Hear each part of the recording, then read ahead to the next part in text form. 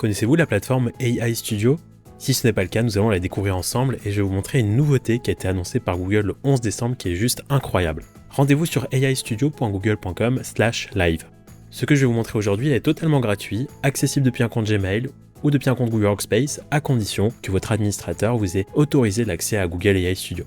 À partir de là, on voit qu'on a accès à une API multimodale. Qu'est-ce que ça signifie? Ça signifie qu'on va pouvoir interagir en temps réel avec du texte, de la voix, de la vidéo ou du partage d'écran. Donc on voit qu'on peut activer le micro, la caméra ou le partage d'écran avec Gemini directement pour lui poser des questions et pour qu'il puisse nous aider, par exemple pour dépanner du script qui ne fonctionnerait pas ou pour nous aider à corriger des erreurs dans du texte. Encore là, j'ai donné deux exemples très anecdotiques. On imagine une infinité de cas d'usage qui pourraient se débloquer grâce à cette technologie. Donc je vais partager mon écran. En ce moment, je suis en train de rédiger un script sur Google Apps Script et en fait, quand je l'exécute, j'ai un message d'erreur. Est-ce que tu peux m'aider à le dépanner? Bien sûr, je peux t'aider. Là, lorsque j'exécute mon script, j'ai ce message d'erreur. Est-ce que tu peux m'aider à le dépanner?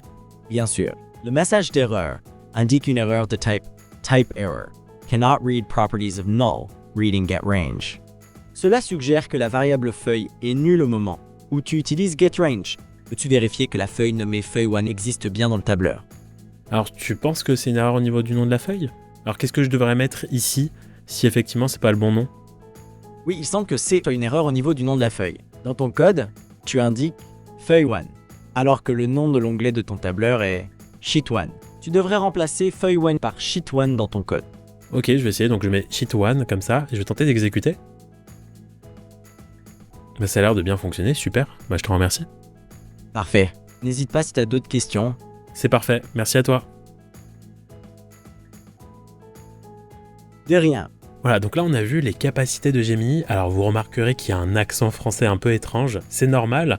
N'oubliez pas que pour le moment, à ce jour, on est le 12 décembre, au moment où je capture cette vidéo, Gemini 2.0 Flash est toujours en mode expérimental et est dispo uniquement en anglais, mais vous voyez qu'il est quand même capable de répondre en français, de comprendre très bien le français et de répondre sans problème dans différentes langues.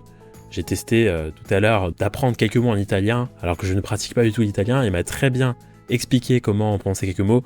Donc on est vraiment à l'aube d'un produit qui va révolutionner nos usages, et là vraiment je trouve ça génial. Google a annoncé une sortie globale début janvier 2025, donc on attend avec impatience cette sortie pour pouvoir utiliser notamment Gemini 2.0 Flash au quotidien.